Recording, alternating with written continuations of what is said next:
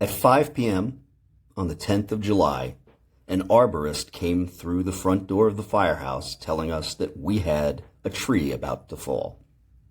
What you see here in this video is the actions that we as members of Carlisle Fire and Rescue took to be able to abate a hazard that was posed for not only anyone on our property, but also for those in and around, to include the children of Hamilton Elementary.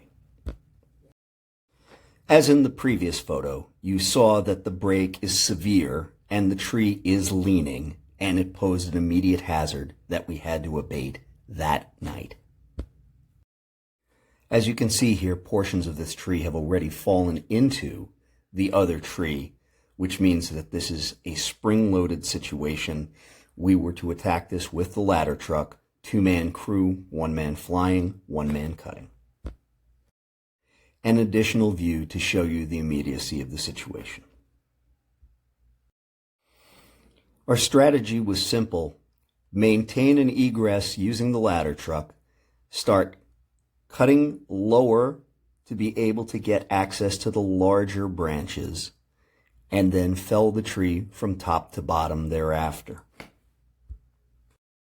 Rig placement is shown.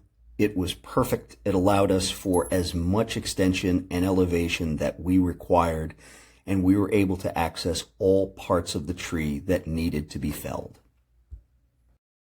This was not just 2 people working, and there was a ground crew of 3 who then were collecting all of the branches and the such that were falling.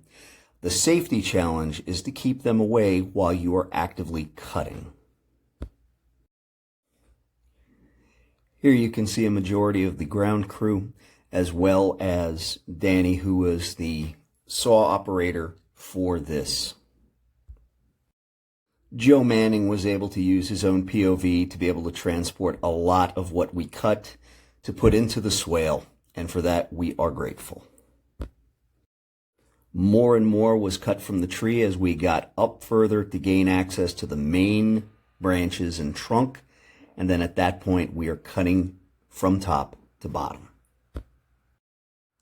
This is truly the fruits of labor of both the truck crew and the ground crew. As you can see here, all the boughs and foliage are in the swale, and the main trunk, still for later use, is on the side of the building.